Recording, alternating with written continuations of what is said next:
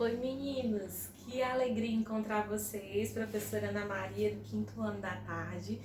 Nós vamos conversar um pouco sobre o conteúdo do gênero textual Causo Popular, que foi uma atividade que a gente passou para essa semana. Eu sou uma das professoras do 5º, mas nós temos a tia Wilson, a tia Eulália também. E a gente vai estar partilhando, vez por outra, momentos como esses para vocês, tá bom? Vai tentar ajudar vocês nesse processo de estudar em casa, que a gente sabe que a gente não tá de férias. E vamos lá, né? Gênero textual causo popular. Quais são as principais características de um causo? O causo nós já trabalhamos quando nós estávamos em sala de aula. É um conteúdo que ainda se refere ao primeiro bimestre. Se você observar no livro que está com vocês aí, que é o Vem Voar do 5º ano de português, se você observar a partir da página 28, a gente trabalha causo popular. Na página 31 tem uma definição.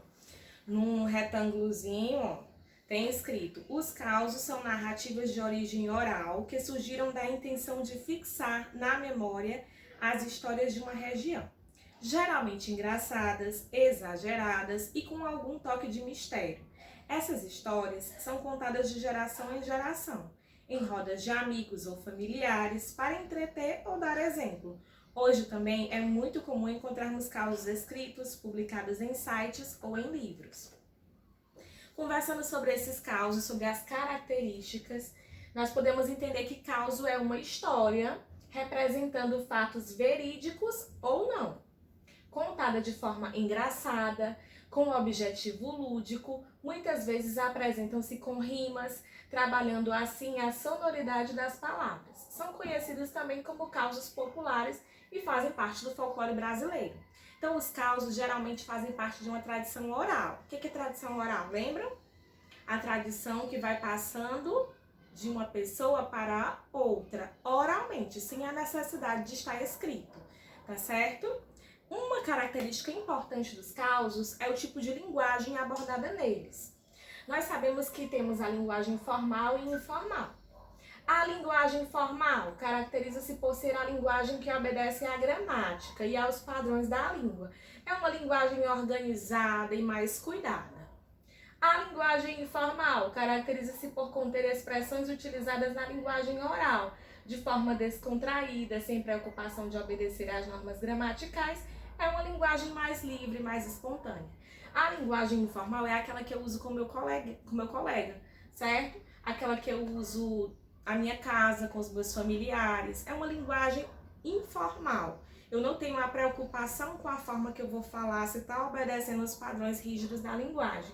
E a formal não, é aquela linguagem mais jornalística, uma linguagem bem mais preocupada com a maneira que eu vou falar, tá certo? Eu separei aqui duas chargezinhas pra gente observar a presença dessa linguagem. Essa primeira, vamos ler aqui, ó. Aí, professora, eu e os brother, tudo tipo assim, não estamos achando maneira as paradinhas do new português? A professora ficou pensando o que é que ele tinha dito. Falou várias palavras que não são formais, né? Fessora, ao invés de falar professora, brother, tudo tipo assim, uma linguagem que aqui a gente caracteriza como informal.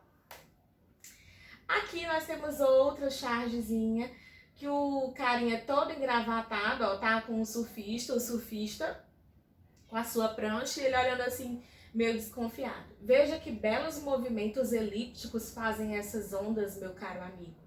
Pegá-la-emos nesse instante ou mais tardiamente.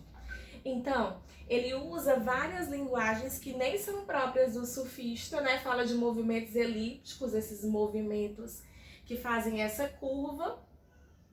E fala da conjugação do verbo, né? Pegá-la-emos nesse instante. Então, é uma maneira bem mais formal de se falar. Deu para perceber aí a diferença dos dois padrões? Então, agora, nós vamos ver a tarefa que eu passei para vocês, tá certo? A tarefinha que foi anexada saiu aqui. Só um momentinho. A tarefinha que foi anexada, eu vou fazer a leitura para vocês dessa tarefa. Diz assim, é um texto, um causo do barbeiro. Diz assim: diz que um belo dia um índio bem alegre chegou numa barbearia juntamente com um menino. Os dois para cortar o cabelo. O barbeiro, gente muito bena, fez um belo corte no índio, que já aproveitou para aparar a barba. Enfim, deu um trato geral. Depois de pronto, o índio chegou a vez do guri. Nisso, o índio disse pro barbeiro: tchê, enquanto tu corta as melenas do guri, vou dar um pulo até o boliche da esquina comprar um cigarrito. E já tô de volta.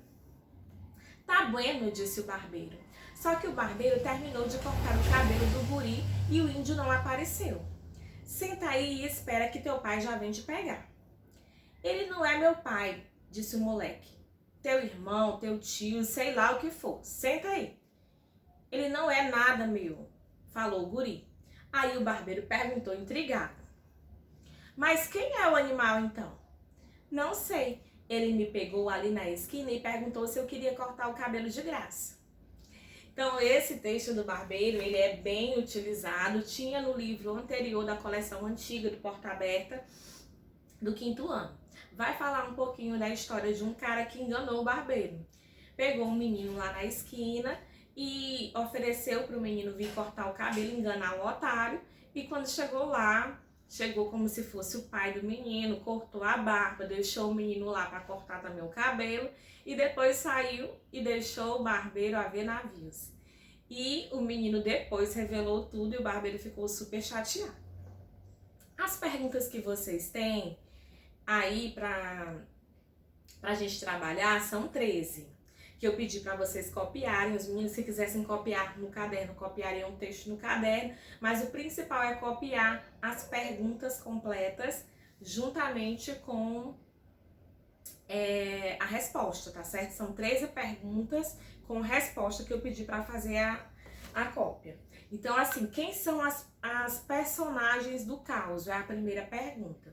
Você iria observar quem é que faz parte dessa história. Quais são as pessoas que aparecem? O menino, o barbeiro, o índio, né? Quem é que aparece nesses casos? Escrevo lá minha resposta. As hipóteses que você havia levantado sobre o texto se confirmaram? Aqui é no caso de você ter pensado assim, que você poderia, só vendo o título do texto, imaginar, só vendo o título do texto, imaginar como é que seria. Só vendo esse título aqui, Caos do Barbeiro. O que é que a gente imaginaria que seria barbeiro? Aí eu coloco lá. Será que o que eu imaginei tem a ver com a história? É o que eu vou responder na segunda questão. Na terceira, como o narrador caracteriza os personagens? Descreva-os todos. Aí eu vou dizer, como é o índio? Como é ele? Vou lá no texto e vejo, ó, bem alegre, né? O índio era bem alegre. É uma característica do índio. Aí eu vou ver como era o barbeiro. Gente muito bem, gente muito legal, muito boa. Como era o menino? Aí eu vou olhar no texto como era o menino. Ele era um moleque, as características que descrevem aqui no texto. Aí, após o barbeiro cortar o cabelo do índio, o que o índio disse ao mesmo?